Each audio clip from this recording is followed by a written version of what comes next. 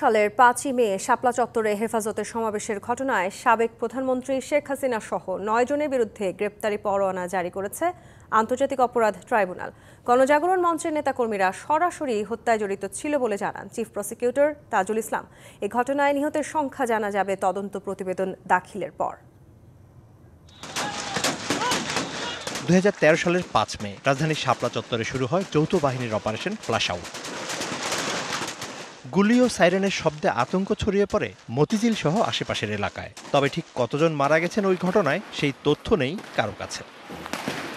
জুলাই আগস্টে রাজনৈতিক পট পরিবর্তনের পর ট্রাইব্যুনালে এসে অভিযোগ দায়ের করে হেফাজত ইসলামের কেন্দ্রীয় নেতারা। বুধবার সেই অভিযোগেই শেখ হাসিনা সহ ৯ জনের বিরুদ্ধে গ্রেফতারি পরোয়ানা জারি করে ট্রাইব্যুনাল। যাদের বিরুদ্ধে আমরা আবেদন করেছিলাম, শেখ হাসিনা যিনি পলাতক আছেন, ডক্টর মহিউদ্দিন খান আলমগীর সাবেক স্বরাষ্ট্রমন্ত্রী, ডক্টর ইমরান সরকার, হাসান মাহমুদ খন্দকার সাবেক আইজিপি, বেনজির আহমেদ সাবেক আইজিপি।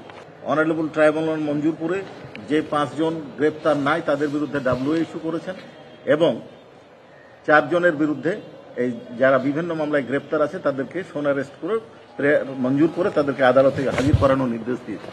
উৎসবের খুশি হবে নগদে বেশি, কারণ ঘন্টায় ঘন্টায় আছে গিফট জেতার সুযোগ। হেফাজতের ঘটনায় সব হত্যার বিচার দাবি করেন সংগঠনটির নেতারা। আমাদের বক্তব্য হলো, যারা সেই দিন সেই ফ্যাসিস্ট সরকারের প্রধানমন্ত্রী সহ যারা গণহত্যার নির্দেশ দিয়েছিলেন, যারা গণহত্যার সহযোগিতা করেছেন এবং পরিকল্পনা করেছেন, তাদেরকে আইনের আওতায় এনে দৃষ্টান্তমূলক শাস্তি যেন আদালত ব্যবস্থা করে। সেদিনের ঘটনায় মৃতের সংখ্যা কত তা তদন্ত শেষে জানা যাবে। পাশাপাশি গণজাগরণ মঞ্চের নেতাকর্মীরা সরাসরি এই ঘটনায় জড়িত থাকার প্রমাণ পাওয়া গেছে বলে দাবি করেন চিফ প্রসিকিউটর। এবং হেফাজতের কর্মীদেরকে হত্যাকাণ্ডের সময় গণজাগরণ মঞ্চের কর্মীরা, নেতাকর্মীরা সরাসরি যে অংশগ্রহণ করেছে বলে আমাদের তদন্ত সংস্থার কাছে তথ্য প্রমাণ পাওয়া গিয়েছে।